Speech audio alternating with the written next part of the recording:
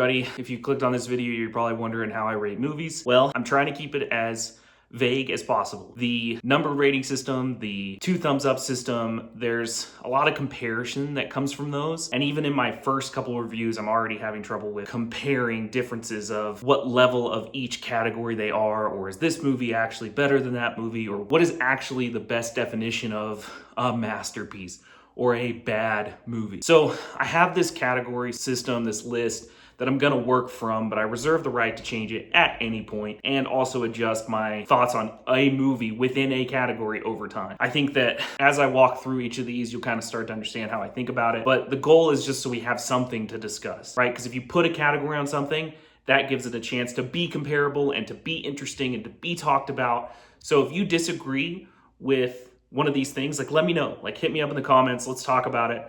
Like help me refine this system so that we can actually discuss movies in a really interesting way. At the very top, literally the best there is masterpieces. This is something I would reserve for only very few films, stuff that stands the test of time. We're not gonna do things that are just really good. We're gonna do stuff that's so good you can't ignore its long-lasting effects. This is things like The Lord of the Rings, and I'm talking all 3 of them. It's things like the original Star Wars. It's things like Casablanca, The Grand Hotel. It's things like Godfather or Shawshank, or it's those things that always come up that people have been talking about for years upon years and may or may not have been released well or critically received well when they came out, but have at least pushed through those generations and become something of a stalwart of cinema, if you will. And I'm only going to call something a masterpiece when I legitimately feel like it starts to touch those boundaries. It's gonna be hard to do when I'm doing new reviews, but the goal is to only use that in very few circumstances. So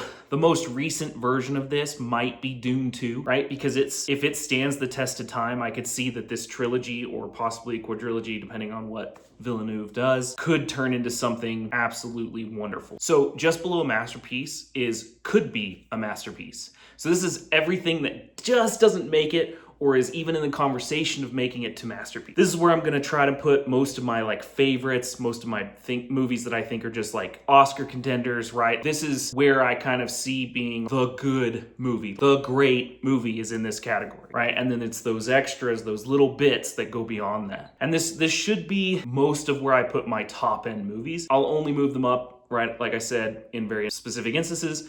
And then I will only move them down if I feel like there's something really egregious that they just missed the mark on while they're in the movie, which would take us to the next category, third, which is above and beyond. This is a movie that does so good at so many things and has broken the boundaries across multiple departments in the production, right? You've got good wardrobe, you've got great acting, you've got a good score, you've got great direction, you've got an awesome cinematography, you've got composition that pulls you through the story, you have a screenplay and a narrative that is cohesive and interesting and emotional and takes you on an adventure even if it's a drama. This is the above and the beyond category. This is a good movie. Most people would put this in the 4 out of 5 or the 3.5 out of 5 if they would do 5 stars. This might be, the 8 out of 10, right? The 7 to 8 out of 10 numerical values. But again, how I do this, I don't want to put too many numerical values because it's gonna be hard to keep that up. So just below above and beyond is called In the Pocket. I got a background in jazz, I got a background in music, and this just seems like the way to call it. If you hit the mark, if your movie sings, it's moving from A to B to C, makes sense, it's cohesive whole, it has some really neat elements, it's got funny, it's got crying, it's got whatever, it's got those things that make the movie an entertaining movie. It's probably in the pocket. It's probably something you'll go back to, it's something you'll rewatch because it's easy, well made, but doesn't go really above and beyond. It doesn't have that extra gravitas. It's not going to be an Oscar contender. It's not going to be something that maybe stands the test of time. It might, if it's just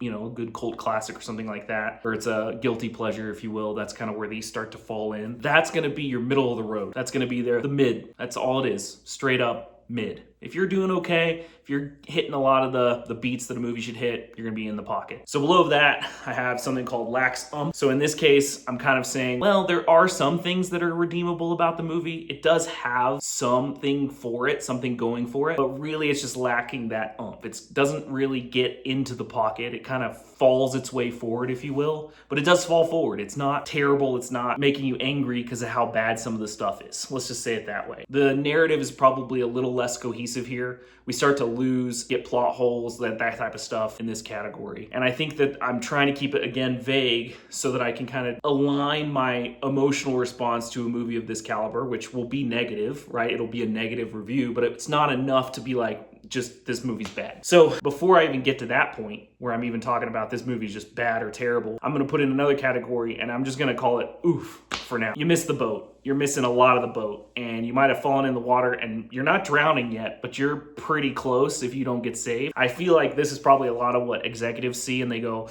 oof, when they're in the room and the movie just doesn't land. That's what I'm talking about here. And then at the very bottom is just bad. The movie's just bad. If it cannot hit all the categories in some way, shape, or fashion, it's probably just bad. It's badly made, it's badly crafted, whatever you want to call it. There are movies like this. Again, I would reserve this for very few, very specific instances. I don't want to use this all the time. I don't think most movies we see in wide release for sure are at this level. Like even something like a Minecraft or a Sonic the Hedgehog or some of these other kids movies, Madam Web, things like this that probably shouldn't have been greenlit, or at least shouldn't have gotten off of the focus group floor, if you will. That's where I'm gonna save it for those, is when the movie's so bad you don't even want to continue, when it's so frustrating to watch that like you're just kind of slogging through it, that's when it starts to push this category. So in review, you've got something that's just terrible, you can't finish. You got oof, where it's like, an executive's gonna be real mad, they're gonna need reshoots no matter what. You've got something that lacks umph. It's starting to push the boundaries. It's starting to say, oh, I've got something to say, but I just don't get a lot out of it. Then you got In the Pocket, which these are your solid movies. These are the ones you go back to. They're the rewatchables. They're the reason movies keep going, because they can keep the status quo. And then you've got Above and Beyond. Push that boundary. Give me something good. Give me something I can chew on. And then we're touching the greats. Could be a masterpiece, and then masterpieces. If you can make a movie, you're already probably doing better than just bad. There are a lot of just bad movies, but it's so hard to make. I can imagine that we could reserve those for very few instances.